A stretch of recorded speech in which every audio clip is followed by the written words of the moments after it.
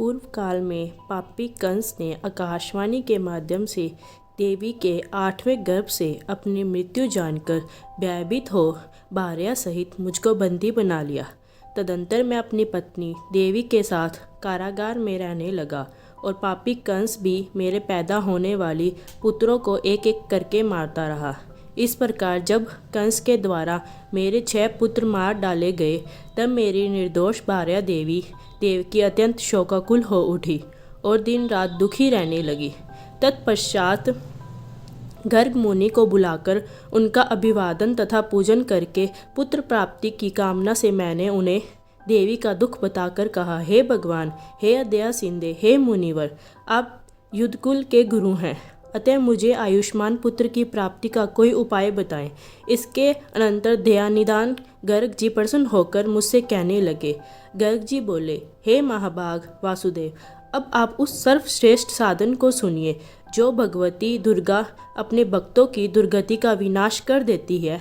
आप उन कल्याणकारी देवी की आराधना कीजिए, इससे शीघ्र ही आपका कल्याण होगा, क्योंकि उनकी आराधना से सभी लोगों की समस्त कामनाएं पूर्ण हो जाती हैं।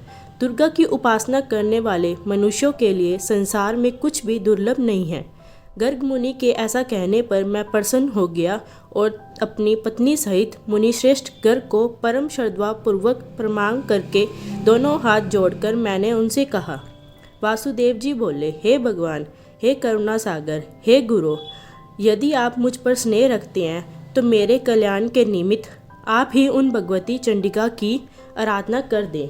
मैं तो कंस के घर में बंदी रहने के कारण कुछ भी कर सकने में समर्थ नहीं हूँ, अतः महात्मे, अब आप ही इस दुख सागर को मेरा उद्धार कीजिए। मेरे इस प्रकार कहने पर वे मुनि श्रेष्ठ प्रसन्न होकर बोले, हे वासुदेव, आपके प्रति के कारण मैं आपका कल्याण करूँगा। मेरे द्वारा प्रीतिपूर्वक प्रार्थना किए जाने के उपरांत गर्ग मुनि देवी दुर्गा की आराधना की इच्छा से ब्राह्मणों के साथ विंध्य पर्वत पर चले गए। वहां जाकर जप एवं पाठ में तत्पर रहते हुए गर्ग मुनि जगत की मातृ स्वरूपा और भक्तों की कामनाओं को पूर्ण करने वाली भक्ति की आराधना करने लगे। जब पूजा निधि अनुष्ठानों की समाप्ति के पश्चात आकाशवाणी हुई कि हे मुने, मैं प्रसन्न हो गई हूँ, अतएव तुम्हारे कार्य की सिद्धि होगी।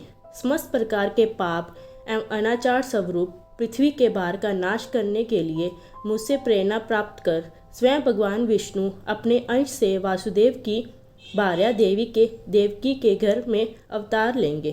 कंस के भय से वासुदेव जी उस शिशु को लेकर शीघ्र ही गोकुल में नंद के घर पहुंचा देंगे और वहां से यशोदा की कन्या को लाकर अपने घर में राजा कंस को दे देंगे। तब कंस उस कन्या को मारने के लिए उसे पृथ्वी पर पटक देगा। तदंतर उसके हाथ से छूटकर मेरी अंश स्वरूपा वह कन्या तक्षण अलौकिक रूप धारण करके विंध्य पर्वत पर चली जाएगी और निरंतर जगत का कल्याण करेगी। इस प्रकार उस आकाशवाणी को सुनकर गर्ग मुनि भगवती जगदम्बा को प्रणाम करके प्रसन्न मन से मथुरापुरी आ गए।